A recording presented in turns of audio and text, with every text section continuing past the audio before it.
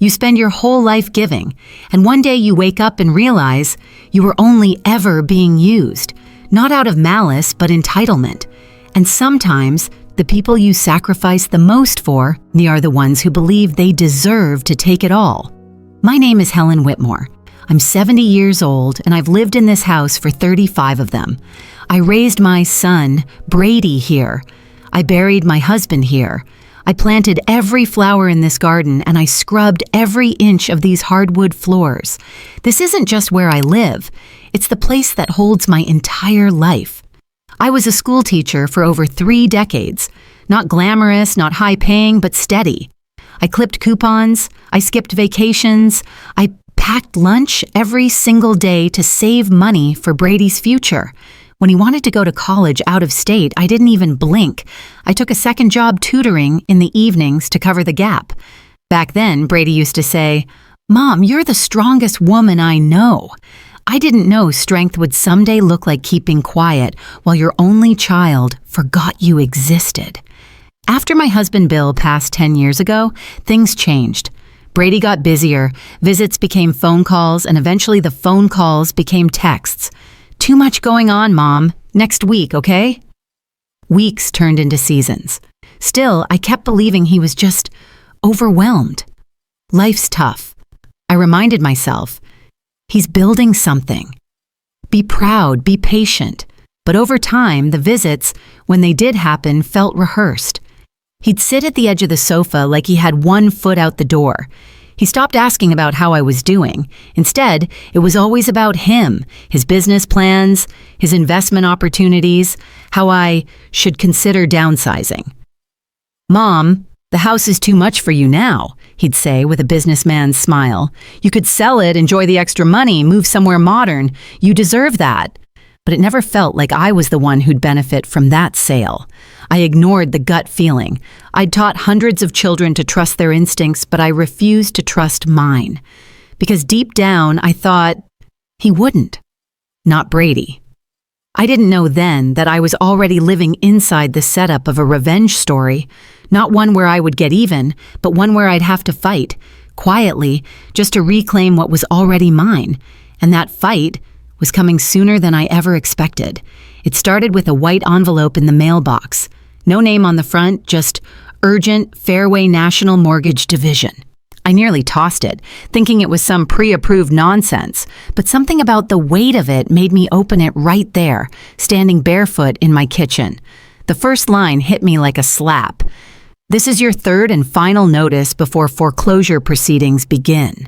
My stomach dropped. My hands started to shake. It said I had missed 3 monthly payments on a $980,000 loan, taken out 4 months ago, with my home used as collateral. I sat down at the kitchen table, heart pounding. I reread the letter twice. Was this a mistake? A scam? I hadn't signed anything. I hadn't applied for any loan. My house was paid off. I'd made the final payment with Bill 10 years ago. I called the number listed. A polite woman confirmed every terrifying detail. "According to our records," she said, "Mrs. Helen Whitmore transferred her property to Whitmore Development LLC in May and signed the loan paperwork on June 3rd. She even read off my supposed signature. "I didn't sign anything," I told her, my voice shaking. "Ma'am, your name is on the deed transfer. The mortgage is active. Unless you prove fraud, the house will be foreclosed within 30 days. That night, I barely slept.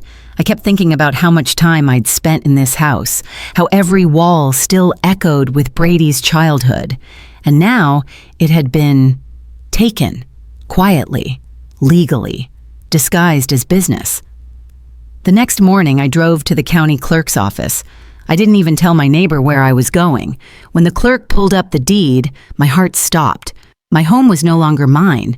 The owner listed was Whitmore Development LLC, my son's company, my own name erased from the records, replaced by a corporate shell. I stood there holding the paper, trying to stay composed. "Are you all right, ma'am?" the clerk asked. No, I wasn't. Have you ever found out something life-shattering through a simple piece of mail? A letter, a bill, an email? If so, you're not alone. Feel free to share a moment that changed everything. That evening, I called Brady. He picked up on the third ring. "Mom, hey, you caught me in the middle of a pitch meeting. I know about the house," I said. Flat. Silence. He exhaled, long and slow. "Look, I didn't think you'd find out this way." "This way?" I repeated. "You transferred my home to your company without telling me. You forged my signature." "It's not forging if it's family," he said, half laughing. "Mom, come on. You don't even need the house. You live in 2 rooms. I'm building something here for the family." But I wasn't part of that family, was I? Not really. In that moment, something inside me cracked, but it didn't shatter. It just shifted. He didn't just take my house. He took everything I gave and made it his and called it just business. I used to believe that some things, like motherhood, like home, were untouchable.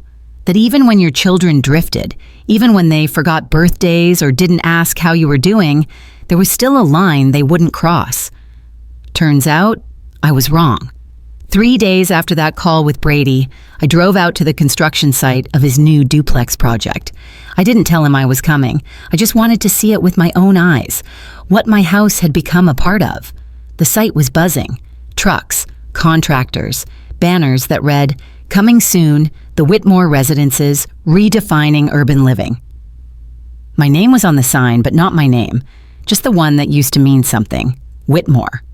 I pulled into the gravel lot and barely stepped out before a young man in a safety vest waved me off. "Sorry, ma'am, this is a restricted area. No public access today." "I'm not the public," I said. "My name is Helen Whitmore." He blinked, clearly confused. Is that the investor?" Investor. That word sat like a stone in my chest. "I'm his mother," I said. "Still need clearance." He shrugged. "I could lose my job." So I stood at the edge of a fence, peering in like a stranger at my own son's dream, built on land that used to hold mine. That night, I couldn't sleep. I wandered through my living room barefoot, running my hands along the old mantel. Brady had lost his first tooth on that couch. We'd hung stockings on that fireplace for 30 Christmases. And now, I was nothing but a tenant here, a temporary occupant of a property I used to own. My breath caught in my throat. This house wasn't just shelter. It was the last standing proof of everything I'd worked for. And he had wiped my name off it, without a word, as if I no longer mattered, as if he had built it all. The next day, I checked the mailbox. A new envelope had arrived. Another notice. Another cold reminder. Payment due. $7,580.25. I couldn't help but laugh. Dry and bitter. I had taught elementary school for over 30 years, and now I was being billed like a business partner I never agreed to become. I sat down on the porch and stared out at my rose bushes. Bill had planted them with me. Brady used to water them in his pajamas. They bloomed every spring like clockwork. But this year, they felt different, like they weren't mine to care for anymore. He didn't just take the house. He took away the quiet dignity I'd spent a lifetime building. And what hurt most was that he never even looked back. He didn't ask. He didn't explain. He didn't think I needed to know. I hadn't called Brady again, not after that last conversation. There was no point. He didn't say sorry. He didn't even act like what he did was wrong. To him, it was just business. A smart move. Something I was supposed to feel proud of. But pride was the last thing I felt. Instead, I spent days walking through this house, my house, trying to understand how I had missed it. How had I gone from being the backbone of this family to being the woman no one needed permission from? One afternoon, I sat down with the stack of paperwork the bank had sent me. Legal terms, dates, signatures. The loan was ironclad, the property transfer already recorded, all of it perfectly arranged without me. And yet there was my name, my signature. Smooth and tidy, almost too tidy. Something didn't sit right. I pulled out an old birthday card Brady had sent me 3 years ago. The last one he wrote by hand. I laid it beside the loan document. It wasn't just a hunch anymore. The signatures didn't match. The next morning, I drove into town and walked into a law office with a name I remembered from a local flyer, Alice Monroe, Elder Law and Advocacy. She was younger than I expected, maybe early 40s, but her eyes were sharp. She listened. Patiently. I told her everything. The letter, the loan, the company, my son, my house. When I finished, she sat still for a moment and said something that pierced straight through me. "Mrs. Whitmore, I want you to hear this clearly. What he did wasn't just betrayal, it was fraud." That word, fraud. No more softening, no more second-guessing, no more pretending it was a misunderstanding. I had spent years telling myself that if I just stayed quiet, if I just gave more, forgave more, things would come around. He'd see what he'd done. He'd remember who raised him. But that version of him no longer existed. Alice showed me how to request certified signature comparisons. She flagged inconsistencies in the dates, how one paper claimed I signed in person on a day I was in the hospital for a minor surgery. She started pulling threads I didn't even know were loose. And slowly, something inside me shifted. Not anger, not even sadness, but clarity. I had been waiting for someone to recognize what was done to me, to say, "You matter." But now I understood. I didn't need anyone to say it. What I needed was to stop asking for recognition, to stop hoping, and to start acting. That evening, I stood in the hallway and looked at the old family photo on the wall. Me, Brady, and Bill. Back when we still smiled like we meant it. I didn't cry. I didn't curse. I just walked over, took the photo down, and quietly put it away.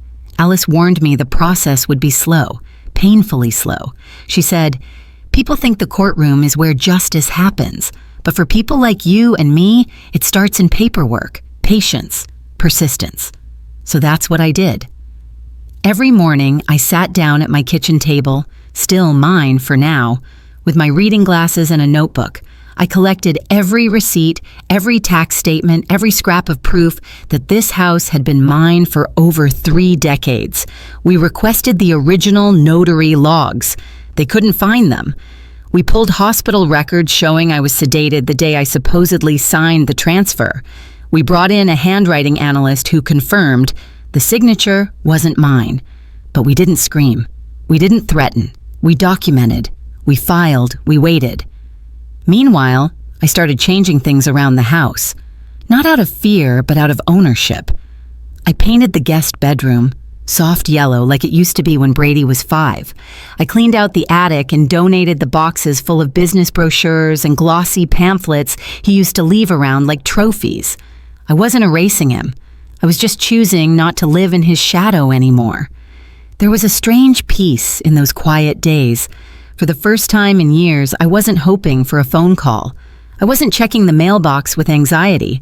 I wasn't making excuses for someone who'd stopped seeing me as a person a long time ago.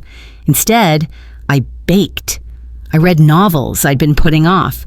I joined a Wednesday morning walking group at the park, and when neighbors stopped by and asked how Brady was doing, I just smiled politely and said, "He's busy with his own life.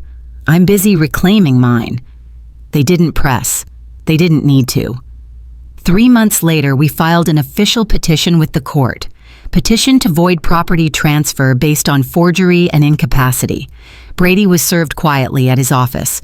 No press, no drama, just a simple envelope from the sheriff's department slid across a desk during a meeting.